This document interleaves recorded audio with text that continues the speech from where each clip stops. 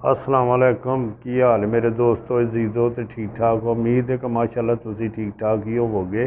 गल है कि मैं जी अपनी वालदा के मुतलक वीडियो चाड़ी सी कि उन्हों का इंतकाल हो गया तो अल्लाह पाक उन्होंने जन्नत फिरदौस जगह दे। तो मेरे दोस्तों ने अजीज़ा ने हमवतना ने बड़े मैसेज किए सन कि भाजी तुसी टेंशन ना लवो, अल्लाह ताला उन्होंने अपनी हिफाजत च रखेगा।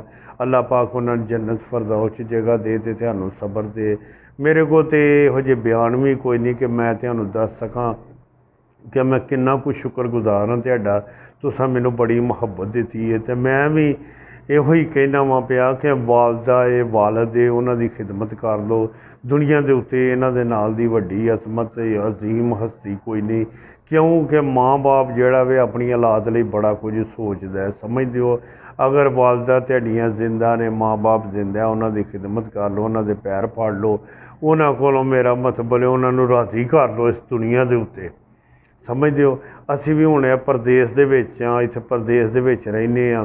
जदों छुट्टी जाने आ बड़ा कुछ सोचने आ, यह चीज़ फलाने लिए खड़नी है, छोटे भरा लिए खड़नी है, वड्डे लिए खड़नी है, भैन लिए खड़नी है, माँ लिए खड़नी है, यह मेरा मतलब है अपने बच्चों लिए, बीवी लिए, सारिਆਂ ਲਈ खड़नियां ने। लैके तो चीज़ां उत्थे जाने तो सारे उत्थे जाते ही रौला पाते हैं मेरे लिए की आंदा जे, मेरे लिए की आंदा, मेरे लिए की आंदा है।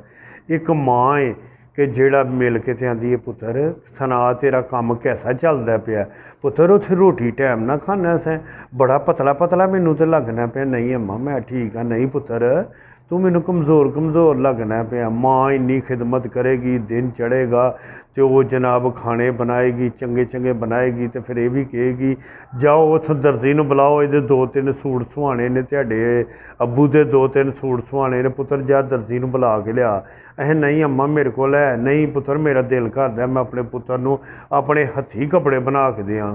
तो माँ का तो प्यार ही इन्ना वे कि दुनिया के उत्ते इहदी मिसाल है। मावां दे पैरां थल्ले जन्नत है। समझदे हो, इन्हां दी खिदमत कर लो जिन्नी कर सकदे हो। तो अल्लाह ताला अपने मेरे दोस्तों अजीज़ों भी तंदुरुस्ती जिंदगी सेहत दे।